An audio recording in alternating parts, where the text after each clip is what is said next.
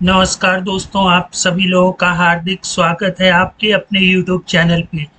दोस्तों, जैसा कि थंबनेल पे देखा, आज हम लोग दो फील्डों को प्लस, माइनस, मल्टीप्लाई और डिवाइड करना सीखेंगे। ठीक है, तो बिना देरी किए हुए पहले प्रोसेस को समझ लेते हैं और उसके बाद इस कोड को कैसे हम लोग प्रिपेयर कर सकते हैं उसको भी सीख लेंगे। तो चलिए इस प्रोसेस को समझते हैं। दोस्तों, प्रोसेस बिल्कुल सिंपल होने वाला है। हम लोग क्या करेंगे, गेटवे ऑफ टैली पर एक मेन्यू आइटम क्रिएट करेंगे। ठीक है, और जैसे ही यूजर उस पर क्लिक करेगा तो एक रिपोर्ट को हम लोग क्या करेंगे, अल्टर करा लेंगे। ठीक है, फिर रिपोर्ट में फॉर्म में पार्ट और पार्ट में हम लोग तीन लाइनें ऐड कर लेंगे। ठीक है, पहली लाइन जो कि फर्स्ट नंबर के लिए होगी, सेकंड लाइन जो कि सेकंड नंबर के लिए, और थर्ड लाइन जो इन दोनों का रिजल्ट शो करेगी, है ना। मतलब प्लस, माइनस, डिवाइड या फिर मल्टीप्लाई। तो चलिए चलते हैं टैली डेवलपर पर और इस कोड को प्रिपेयर करते हैं। दोस्तों, हम लोग टैली डेवलपर पर आ चुके हैं। आप लोग भी एक ब्लैंक टेक्स्ट फाइल या ब्लैंक टीडीएल फाइल ले लीजिएगा। ठीक है, और फिर सबसे पहले हम लोग क्या करेंगे, गेटवे ऑफ टैली पर एक मेन्यू आइटम ऐड करेंगे। ठीक है, तो has menu colon gateway of tally. इसका क्या मतलब हुआ कि हम लोग गेटवे ऑफ टैली पर कोई बटन, कोई ना कोई करेक्शन करने वाले हैं। ठीक है, तो ये अब हम लोग करेंगे क्या, यहाँ पर ऐड आइटम। ठीक, अब जो भी मेन्यू आइटम का नाम हम लोग शो कराना चाहें, मैं मान लेता हूं कैलकुलेशन।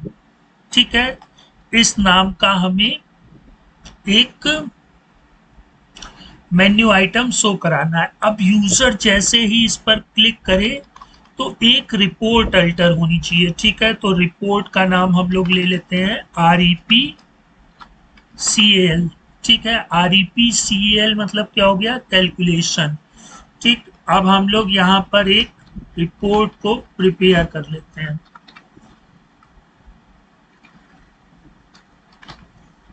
रिपोर्ट और रिपोर्ट का नाम, दोस्तों वही प्रोसेस है जो हम लोग अभी तक यूज करते आए हैं, है ना।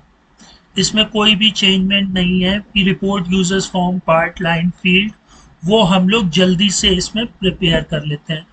तो देखिए, हम लोगों ने क्या किया कि एक गेटवे ऑफ टैली पर मेन्यू आइटम क्रिएट कर दी और अल्टर करेंगे इस रिपोर्ट को। ठीक है, अब रिपोर्ट यूजर्स फॉर्म, तो भाई हम लोग फॉर्म ले लेंगे और फॉर्म का नाम FRMCAL।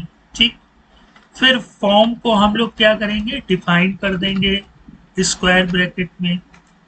ठीक है, फिर फॉर्म यूजेस पार्ट, तो यहाँ पर हम लोग अपना पार्ट ले लेंगे PRT और CAL। ठीक, फिर पार्ट को हम लोग क्या करेंगे, डिफाइन कर देंगे। अब इस पार्ट में हम लोग तीन लाइनें लेंगे, पहली फर्स्ट नंबर के लिए, दूसरी सेकंड नंबर के लिए और तीसरी कैलकुलेशन के लिए। ठीक है, तो यहाँ पे LINE लाइन, फिर हम लोग नाम दे देंगे LN1। ठीक है, फिर कॉमा LN2, फिर कॉमा RES मतलब रिजल्ट। अब लाइन का नाम आप लोग कुछ भी दे सकते हैं। अब चलिए सारी लाइनों को हम लोग क्या करें, बारी बारी से डिफाइन कर लेते हैं। तो लाइन LN1। ठीक, अब हम लोग इसमें क्या करेंगे, फील्ड को डिफाइन करेंगे। तो ये फील्ड हो गई हमारी FLD1, और मीडियम प्रॉम्प्ट भी ले लें दोस्तों, है ना, MEDIUM medium, PROMPT medium prompt, और फील्ड 1 यहाँ कॉमा लगा देंगे।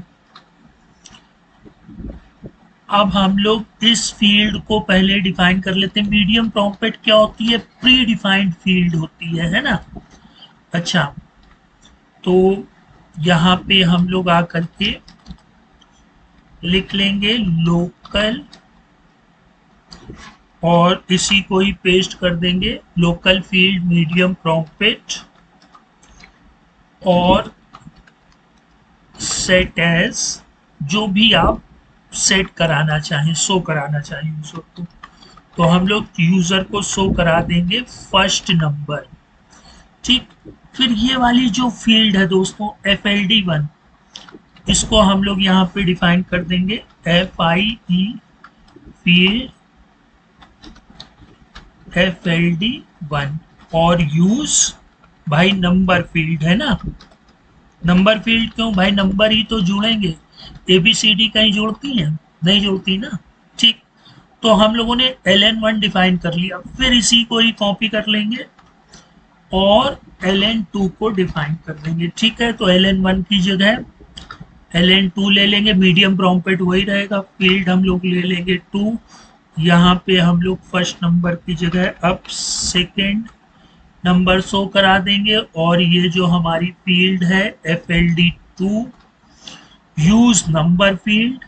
ठीक है, अब इसके बाद फिर हम लोग दोस्तों इसी को ही फिर से कॉपी कर लेंगे और अब तीसरी लाइन को डिफाइन कर देंगे। तो तीसरी लाइन हमारी क्या है? LNRES है ना, और फील्ड का नाम भी हम लोग RES ले लेते हैं और यहाँ पे हम लोग लिख देंगे RESULT। ठीक, रिजल्ट, और ये FLDRES यूज नंबर फील्ड ही रहेगा। अब हम लोग इसमें क्या यूज कर लेंगे? Set as. ठीक है सिंबल, ध्यान से समझिएगा, जब कोई भी यूजर फील्ड 1 में लिखेगा, ठीक है, तो उसमें कोई ना कोई वैल्यू स्टोर हो जाएगी, उसको कॉल कराने के लिए हैज फील्ड 1 और प्लस हैज, और जो हमारी दूसरी फील्ड है ये वाली, ठीक, इन दोनों का सम हमको करके वो शो करा देगा। और साथ ही साथ इसको हम लोग क्या कर लेंगे? Skip yes. ठीक, तो इतना हो जाने के से हमारा जो कोड है वो पूर्ण हो जाएगा। अब इसको सिंपली क्या करेंगे? अपने टैली प्रोग्राम में इसको लोड कर लेंगे। ठीक है, तो देखिए जो हम लोगों ने कैलकुलेशन की मेन्यू बनाई थी वो यहाँ पे शो होने लगी है। ठीक है, अब जैसे ही इस पर कोई यूजर क्लिक करेगा तो देखिए रिपोर्ट फॉर्म पार्ट तक हो गया। पार्ट में 3 लाइनें हो गई, ये पहली लाइन, ये दूसरी लाइन और ये तीसरी लाइन। अब देखिए फर्स्ट नंबर पे हमने यहाँ 7 लिखा, तो ये देखिए 7 हो गया, और 4 लिखा, इंट किया, तो देखिए उस चीज को इसने क्या किया? स्किप कर दिया है ना। अब अगर मैं यहाँ पे 6 लिखूं तो आप नीचे देख सकते हैं ये रिजल्ट हमारा 10 आ रहा है।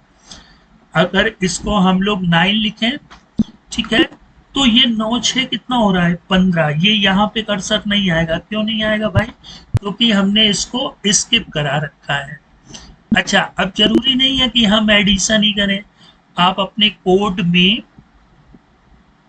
यहाँ पर अगर मल्टीप्लाई का साइन लगा देंगे और कंट्रोल एस से सेव कर लेंगे तो ये दोनों फील्डों को अब क्या करेगा? सब्ट्रैक्ट करेगा। ठीक है, आप चेक कर सकते हैं, ये 8 और ये 3, तो रिजल्ट 5 आ गया। अब ऊपर अगर 12 दे देंगे तो 12 में 3 गए 9। ठीक, इसी तरह अगर आप लोग चाहें तो मल्टीप्लाई के लिए एस्ट्रिक साइन का यूज कर सकते हैं, और कोड को मैं फिर से लोड करके आप लोगों को दिखा देता हूं। हम लोग 8 और 4, तो देखिए रिजल्ट 32 आ रहा है। 9 चौको 36 हो गया, 5 चौको 20 हो गया, 55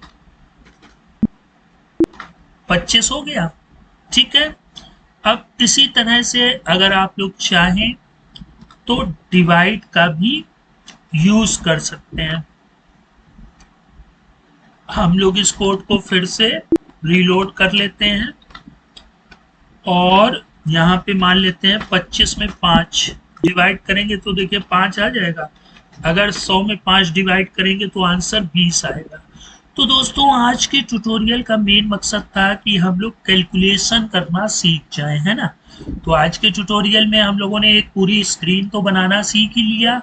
दूसरा जो ये फील्डों के नाम होते हैं, इस फील्ड का नाम FLD1 था और इसका FLD2 था। तो हमने यहाँ पे जो रिजल्ट वाली फील्ड में था has FLD1 plus has FLD2, तो उसने प्लस करके दिखा दिया। इसी तरह अदर अर्थमेटिक ऑपरेटर का यूज करके हम लोगों ने रिजल्ट को गेट किया। तो दोस्तों इन सब चीजों की प्रैक्टिस करिए, तभी हम लोग धीरे धीरे एक जो पूर्ण सॉफ्टवेयर होता है टैली में वो बनाना सीख जाएंगे। तो दोस्तों टॉपिक कैसा लगा कमेंट बॉक्स में जरूर बताइएगा। फिर मिलते हैं नेक्स्ट टाइम। गुड बाय दोस्तों।